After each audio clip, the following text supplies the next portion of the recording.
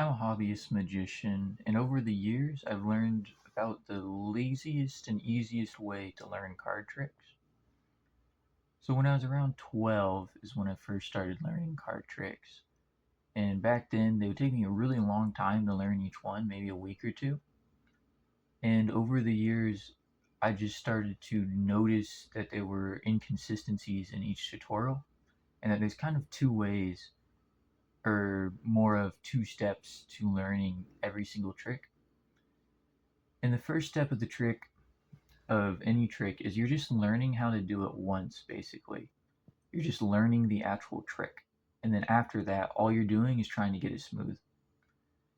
And the getting it smooth part, I don't think it can be sped up at all, or at least not by an incredible amount. But the first learning part, oh my, you can speed it up so much.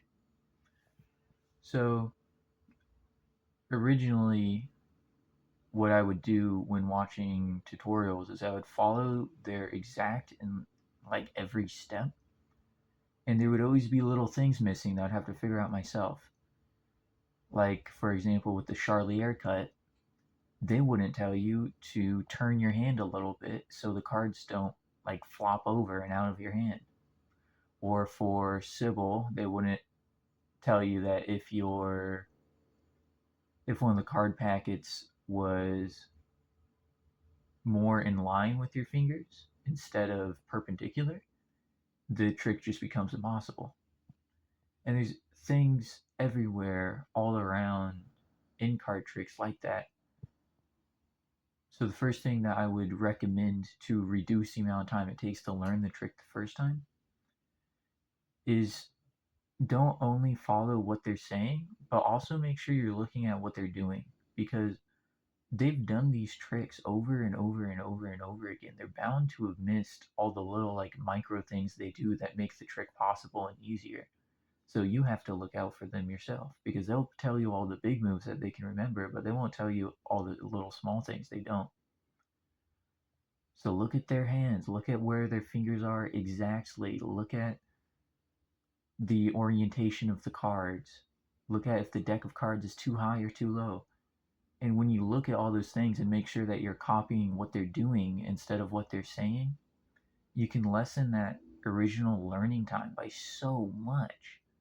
Like, instead of it taking a day or two or a week or two like it used to, it only takes me like 30 minutes to an hour to get a lot of tricks and a lot of more simple cardistry possible to practice.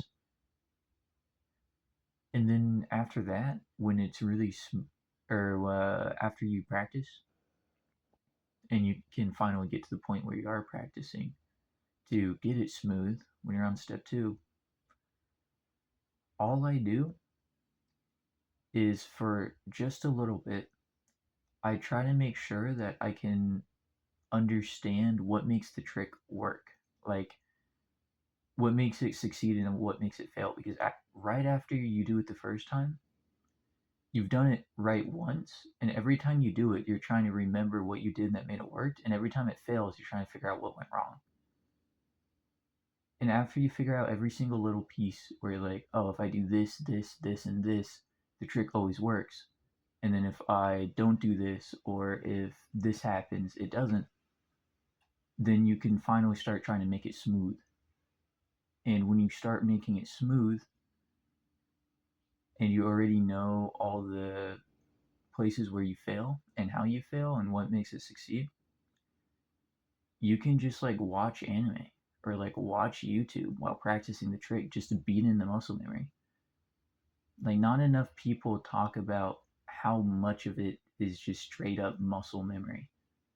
If you ask any magician to do any one of their tricks blindfolded, they could, because their muscle memory is so crazy, because they just beat in the trick over and over and over again. So the actual learning part, you just look out for everything they say, everything they don't say. Make sure you're trying to figure out what's actually making the trick work. And that'll take like 30 minutes to an hour once you get good at it, for a lot of more like beginner to intermediate tricks. And then after that, you can just watch anime. You can just watch YouTube. And like, yeah, it'll take a long time to get the muscles burnt in, maybe like 5 hours, 10 hours, 20 hours, depending on the trick. but you can do it while doing whatever you want as long as you have your hands free. And that's what I've done like over and over and over again. It makes it so I can learn tricks so much faster and so much easier because I can actually do it while not taking away from other things. And I was able to learn 6 tricks in 1 week. And that's a story for another time.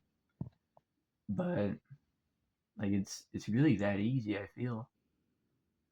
And I think not enough people remark on the fact that tutorials, like almost none of them are perfect. Like almost no magic tutorial is perfect. They're always missing little bits and pieces, and it's your job to figure them out. And I feel like a lot of beginners get misled because they follow the tutorial exactly, and they're still missing little bits and pieces, and they're running into issues because of that. So, anyways, that's my 2 cents. I hope this helps someone out there. This is the second time that I've recorded this. I recorded it once. It had a terrible echo. I didn't know why. And then I tried to fix it for like an hour, and now I'm just re-recording it. So I hope this helps someone out. Whoever you are, whatever you are, I hope you have a great night. See ya.